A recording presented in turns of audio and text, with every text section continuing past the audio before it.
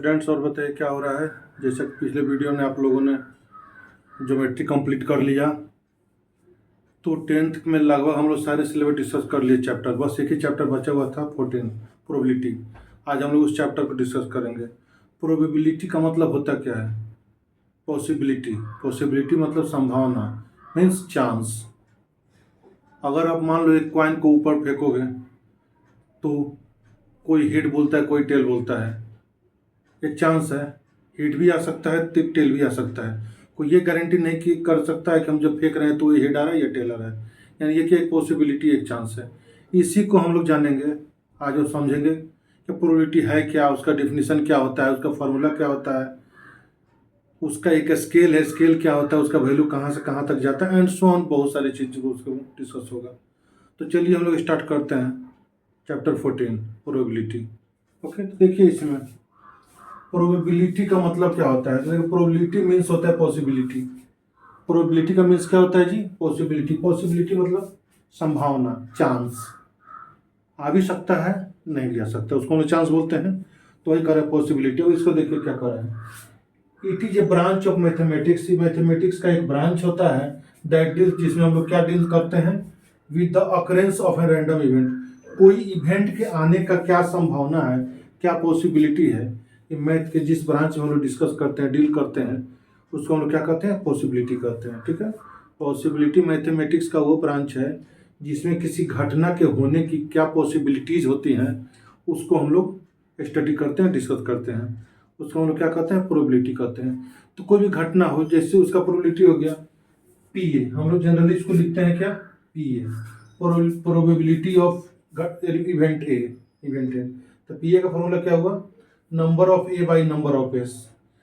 कोई इवेंट को हमको कहना है कि हमको ये भी इवेंट लाना है, तो उसका क्या पॉसिबिलिटी, वही कह रहा है कि नंबर ऑफ फेवरेबल आउटकम जो हमको चाहिए उसको ऊपर रखना है, और जितना घटना आ सकता है वो नीचे जाएगा, टोटल नंबर।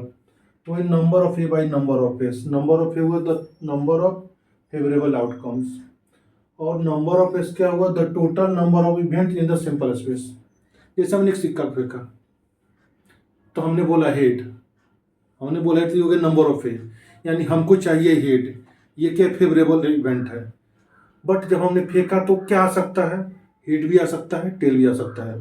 तो नंबर ऑफ एस जो हो गया 2 हो गया, यानी 2 को उसमें घटना है, उसमें से कोई एक घटना आ सकता है। तो हमने कहा कि हेड चाहिए।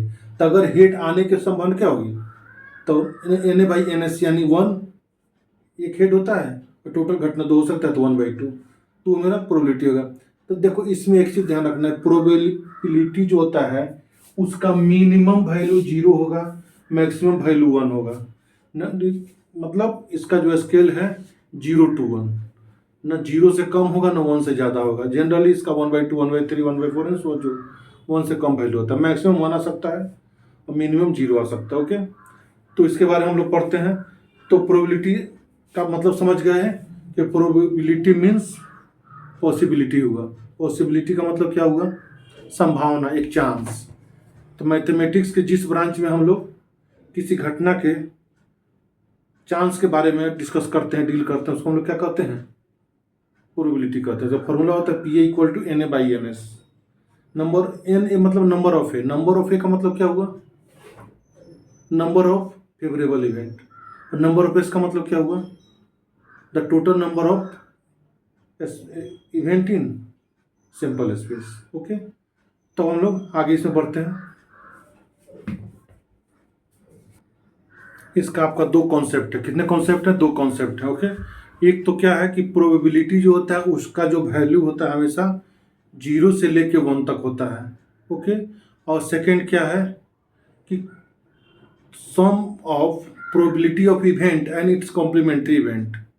माने इवेंट होगा और इवेंट नहीं होगा, दोनों का जो सम होगा वो 1 होता है। ये 2 है। ठीक है, ये देखिए फर्स्ट कॉन्सेप्ट का, the probability of an event is always between 0 and 1। इसको हम लोग ऐसे लिख कर समझ सकते हैं कि प्रोबेबिलिटी का जो वैल्यू होता है वो 0 से लेके 1 तक होता है। ओके, और सेकंड आपका है the sum of probability of an event. कोई प्रोबेबिलिटी है पी ए। ओके, और एक प्रोबेबिलिटी हम लोग लेंगे पी ए नॉट माने ये इवेंट होगा, ये इवेंट नहीं होगा, दोनों का जो सम होता है वो कितना होता है, 1 होता है। तो ये the sum of probability of an event and of its complementary event is 1। Okay, अब ये जो फॉर्मूला है इससे बहुत सारे फॉर्मूला आपके बनेंगे, तो क्या क्या बनेंगे उसको हम लोग देखते हैं। तो इतना पहले देख समझ गए ये क्या है कि the probability of an event is always between 0 and 1, और सेकेंड है the sum of probability of an event and of its complementary event is 1। तो इसमें देखिए थोड़ा सा फॉर्मूला इसमें देखा जाए हम लोग क्या हो सकता है।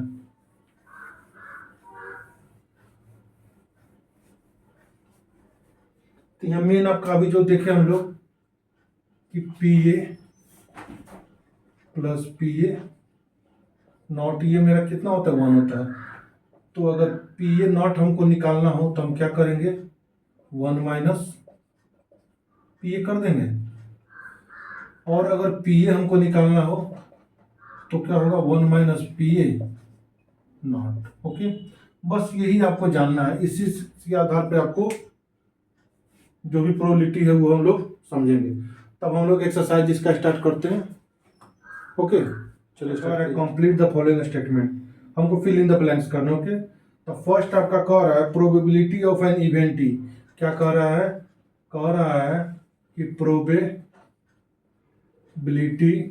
ऑफ इवेंट ई प्लस, फिर कह रहा है प्रोबेबिलिटी ऑफ द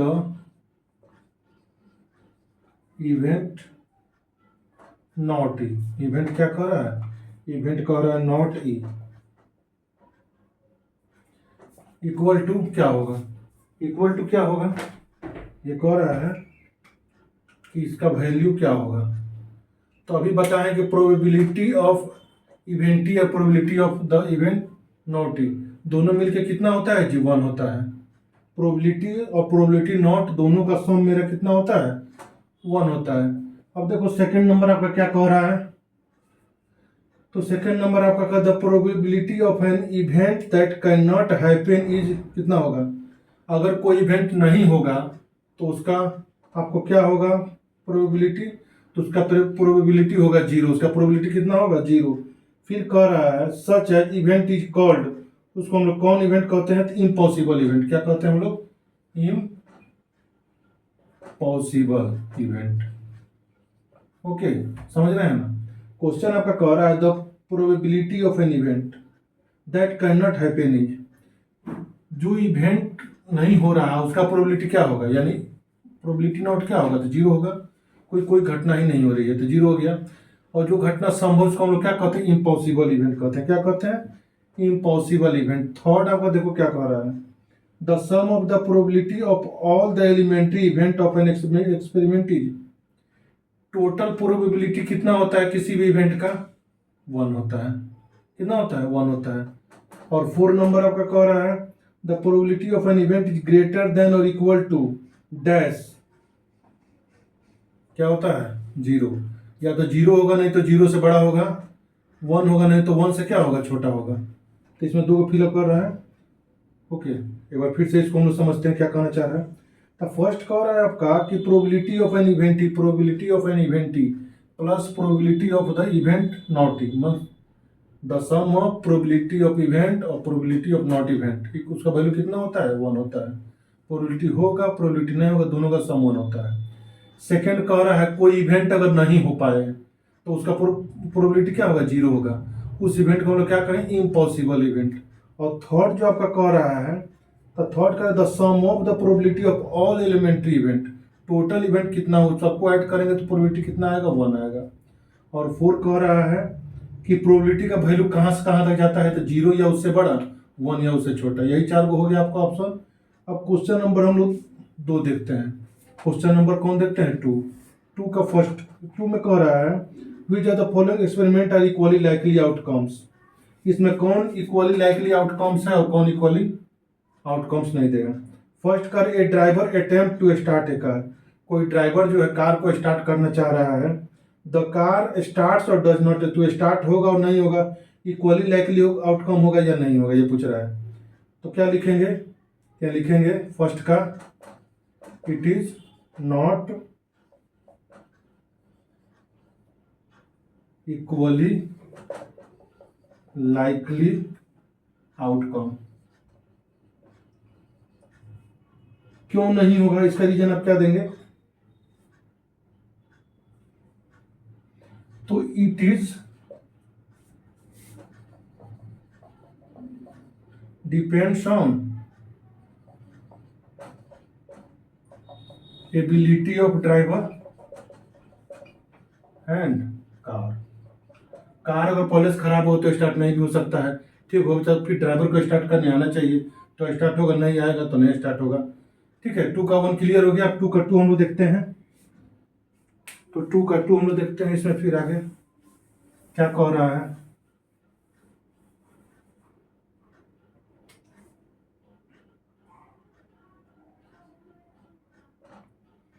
देखिए 2 नंबर आपका जो कह रहा है क्वेश्चन, ये क्वेश्चन आपको कह रहा है कि a player attempt to shoot a basketball, कोई प्लेयर बास्केटबॉल को शूट कर रहा है, तो सी ही शूट्स और मिस्ड, तो शॉट होगा या नहीं होगा? ये भी वही चीज होगा, it is not equally likely outcomes. क्यों नहीं होगा? क्योंकि इट इज डिपेंड ऑन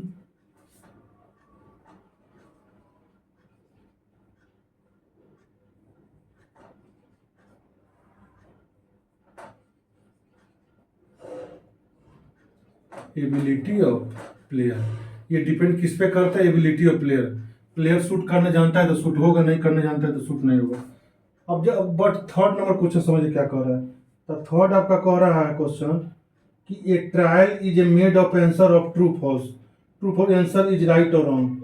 जब क्वेश्चन में ट्रू और फॉल्स दोनों दिया हुआ है तो या तो सही होगा या गलत होगा, ये बराबर संभावना है। तो क्या लिखेंगे? It is equally likely outcome. Equally likely outcome है। और 4 नंबर आपका क्या कह रहा है? A baby is born, it is boy girl. कोई बच्चा जन्म ले रहा है तो उसका क्या संभावना होगा? तो 2 ही संभावना होगा, या तो बॉय होगा तो गर्ल, नहीं तो गर्ल होगा। बराबर संभावना दोनों पर रहेगा, तो भी लिखेंगे it is equally likely outcome लिखो, या इवेंट भी लिख सकते हो। तो इस तरह से क्वेश्चन नंबर 2 आपका क्लियर हो गया।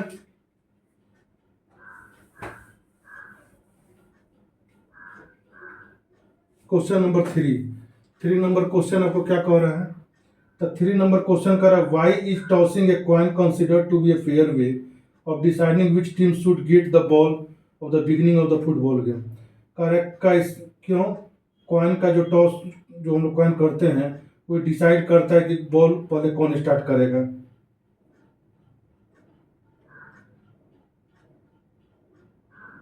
तो क्या लिखेंगे? तो इसका आंसर देंगे when we toss a coin, जब हम कॉइन टॉस करते हैं तो क्या होगा?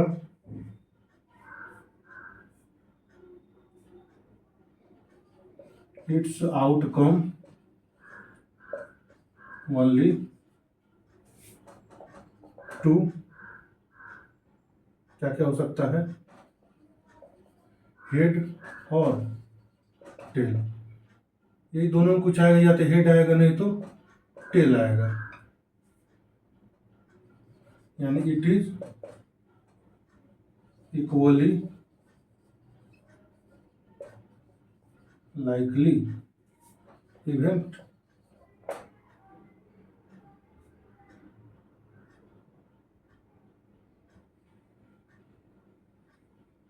ये आपका क्वेश्चन नंबर 3 हो गया। अब नेक्स्ट हम लोग क्वेश्चन देखते हैं। क्वेश्चन नंबर आपका 4 कह रहा है which of the following can not be the probability of an event.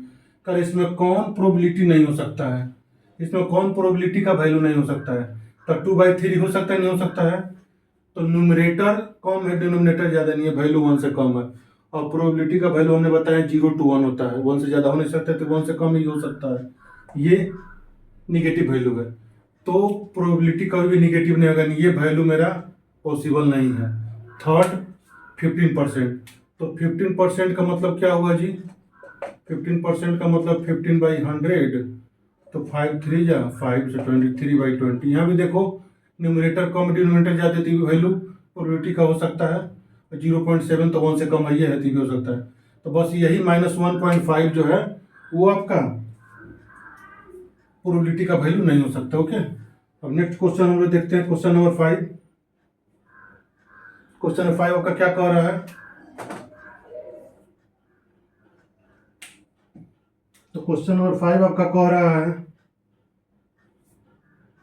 कि P दिया हुआ है आपको, P इवेंट दिया हुआ है, प्रोबेबिलिटी 0.05। ओके, और आपको what is the probability of not E, आपको निकालना है probability of not E. Not E क्या होगा, तो 1 माइनस प्रोबेबिलिटी ऑफ ई हो जाएगा, तो 1 माइनस 0.05 होगा। अब 1 में से 0.05 कैसे घटाएंगे आप, तो यहाँ देखो, और यहाँ 0.05 हो जाएगा, माइनस करना है, कैरी करेगा, 10 में से 5 गया 5, ये हो गया 9, और ये कैंसिल हो गया, तो आपका कितना आया 0.95। तो ये आपका आंसर हो गया 5 का। अब आइए 6 नंबर क्वेश्चन देखिए क्या कह रहा है। तो 6 नंबर क्वेश्चन आपको कह रहा है ए bag contain lemon flavour candies. ठीक है, एक बैग में लेमन फ्लेवर कैंडी है ओनली। क्वेश्चन कह रहा है ए bag contain lemon flavoured candies only. एक बैग में ओनली लेमन फ्लेवर है, ठीक है। तो कह रहा है कि मालिनी उसमें से एक कैंडी निकालती है बिना देखे। तो कह रहे what is the probability she take out an orange flavour candy. आपको निकालने का रहा है कि प्रोबेबिलिटी ऑफ